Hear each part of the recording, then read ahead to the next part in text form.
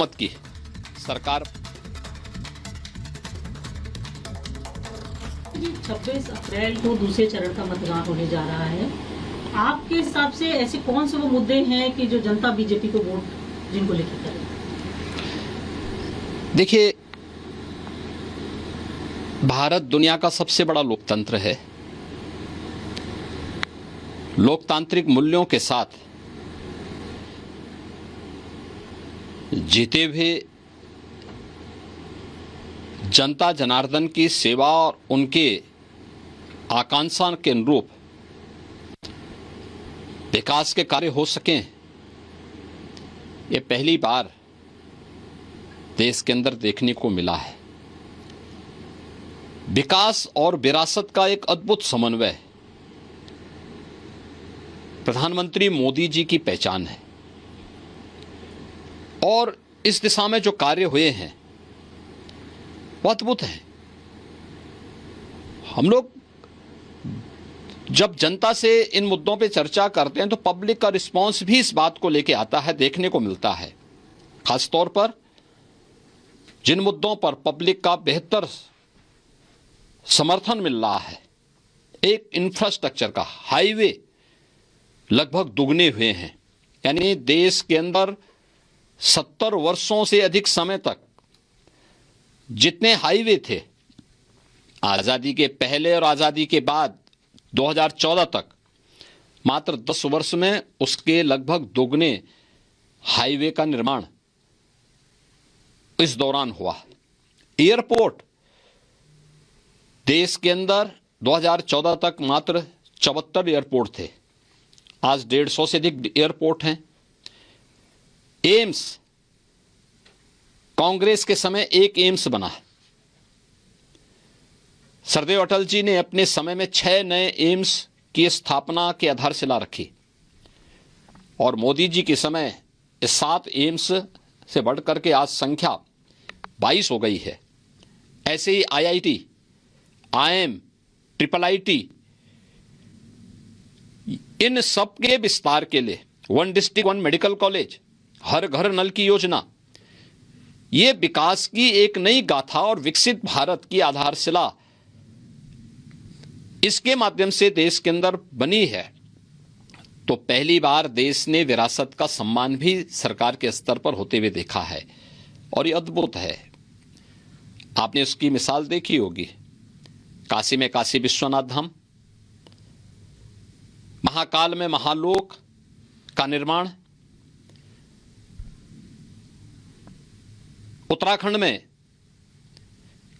केदारपुरी में एक नए स्वरूप में आना, बद्रीनाथ धाम का पुनरुद्धार का कार्य, सोमनाथ मंदिर की सुंदरीकरण का कार्य और 500 वर्षों का इंतजार समाप्त करते हुए अयोध्या में प्रभु श्री रामलला का पुनः विराजमान हो जाना, ये केवल। तो मुख्यमंत्री योगी आदित्यनाथ को आप सुन रहे थे, उन्होंने विरासत की बात की, विकास की बात की। खबरों में आगे बढ़ेंगे और बड़ी खबर, जहरीला धुआं और सवालों में आम आदमी पार्टी। दिल्ली में जिस तरह की आग लगी है और वो बुझने के लिए, बुझाने के लिए तमाम कोशिश की जा रही है, लेकिन अभी तक खतरा बहुत ज्यादा बढ़ गया है क्योंकि आग पर अभी तक काबू नहीं पाया गया। दूसरी तरफ गाजीपुर लैंडफिल साइट पर जो आग लगी है उसकी वजह से प्रदूषण बहुत हो रहा है और दिल्ली में प्रदूषण का स्तर बढ़ रहा है। अब बीजेपी के एक डेलीगेशन ने दौरा किया है और गंभीर सवाल खड़े किए हैं आम आदमी पार्टी सरकार पर।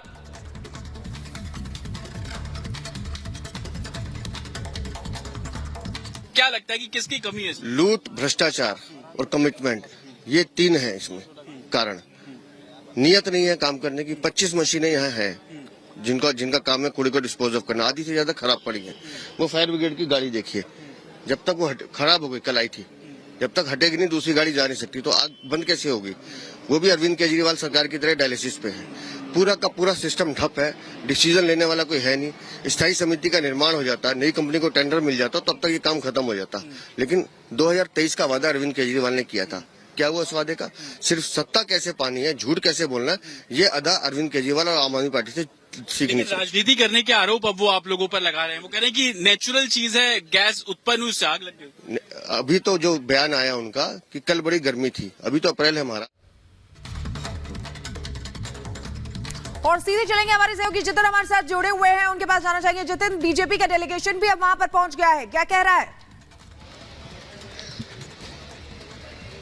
आज बिल्कुल देखिए, बीजेपी का डेलीगेशन दो बड़ी बातें कह रहे हैं। एक, जो दावे आम आदमी पार्टी ने किए एमसीडी चुनाव को लेकर, वो दावे कहीं ना कहीं खोखले साबित हुए। उन्होंने कहा 2023 दिसंबर तक ये जो मेरे पीछे आप कूड़े का खत्ता देख रहे हैं जिसमें आग लग गई है, ये खत्ता खत्म कर देंगे, लेकिन अब वो डेडलाइन बढ़कर 2025 तक पहुंच गई है।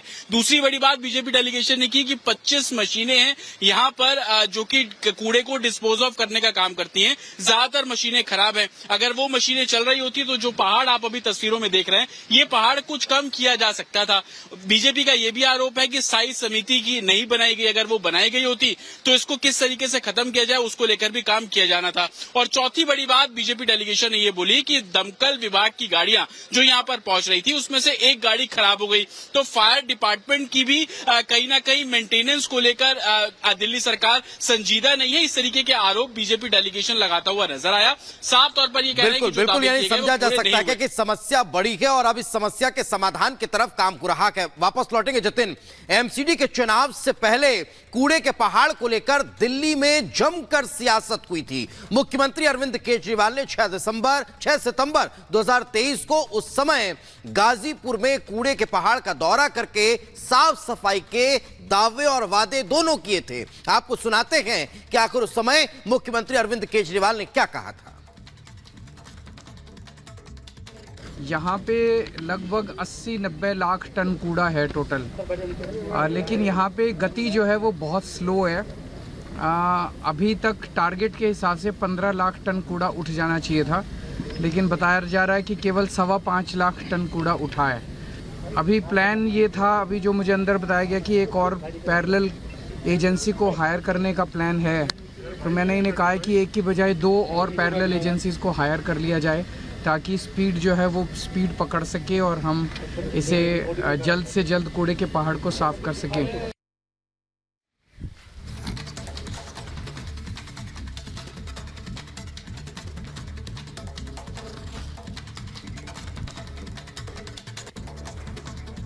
और इसी बीच बड़ी खबर आपको बता दें, वायरल वीडियो पर की एफआईआर पर बोली है माधवी लता के वायरल वीडियो पर एफआईआर दर्ज हुई। उन्होंने कहा कि गलत बात पर एफआईआर दर्ज की गई है।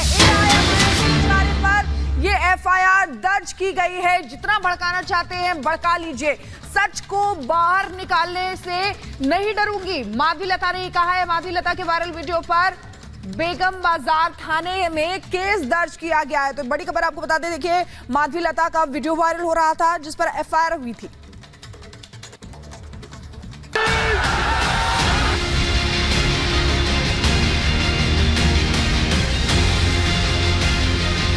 आप जितना भड़काना चाहते हो भड़का लीजिए उन मुसलमानों को जो ये सच्चाई समझने पर अपने आंख बंद कर कर बैठे हैं। किसी एक इबादत गाह की तरफ, मस्जिद की तरफ रुख करके इस तरह से इशारा कर रही है कि उसके तरफ तीर मारेंगे।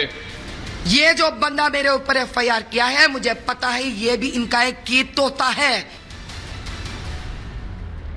हैदराबाद से बीजेपी कैंडिडेट माधवी लता ने काल्पनिक तीर क्या छोड़ा, पूरी ओवैसी ब्रिगेड एक्टिव मोड में आ गई। माधवी लता के खिलाफ बेगमगंज बाजार पुलिस थाने में एफआईआर दर्ज कराई गई। खुद पर हुई एफआईआर के बाद बीजेपी की फायर ब्रांड बन चुकी माधवी लता ने कटाक्ष किया। माधवी लता का कहना है कि रामनवमी के त्योहार का माहौल था, ऐसे में तीर छोड़ना प्रतीकात्मक था। आगे ये लोग पटाखे चलाने पर भी एफआईआर कर देंगे। ये लोग मोबाइल के जरिए मामले को किसी और की दिशा में घुमा रखे हैं। हमने उस दिन एक त्योहार के महोत्सव के जैसा, वहां पे जैसे दिवाली पे पटाखे जलाते हैं, हमने रामबाण चलाई है। अभी कोई पटाखे जलाते हैं तो आप बोलेंगे कि आप पटाखे इसलिए जला रहे हो क्योंकि मस्जिद को आप कुछ करना चाहते हो। इसी प्रकार से ये तीर का भी एक नया अंदाज से एक कमेंट हमारे ऊपर, एक गलत बात हमारे पे दर्ज किया गया है। हालांकि उस मोबाइल में कहीं पे भी जहां हम तीर चला रहे थे मस्जिद नहीं था। अभी आप उस फोन को कोई और दिशा में दिखाना चाह रहे हो तो मस्जिद ही नहीं कुछ और भी आप दिखा सकते हो अगर आप चाहते हो तो। इतना कि नहीं, माधवीलता ने असदुद्दीन ओवैसी को सख्त लहजे में चेतावनी दी कि अब उनके सच को वो एक एक कर बाहर लाएंगी। साथ ही खुद पर FIR कराने वाले को उन्होंने ओवैसी का तोता बताया है।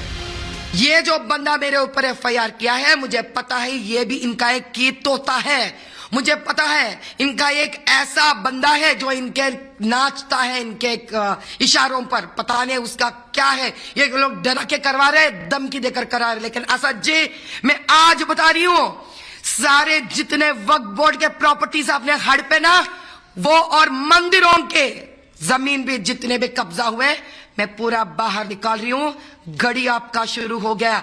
आप जितना भड़काना चाहते हो भड़का लीजिए उन मुसलमानों को जो ये सच्चाई समझने पर अपने आंख बंद कर कर बैठे हैं। अब तक शांत बैठे ओवैसी भाईजान भी फुल फॉर्म में दिखाई दे रहे हैं। पहले फेज के चुनाव तक काफी शांत दिखाई दे रहे असदुद्दीन ओवैसी ने काल्पनिक तीर वाले मुद्दे के बाद अपने भाषणों की लाइन लेंथ ही बदल दी। ओवैसी अपने चुनावी भाषणों में 13 मई को होने वाली वोटिंग में तीर वाले वीडियो को ध्यान में रखकर वोट देने की अपील कर रहे हैं। की तरफ, मस्जिद की तरफ रुख करके इस तरह से इशारा कर रही है कि उसके तरफ तीर मारेंगे। अब भी आप वोट नहीं देंगे, अब भी आप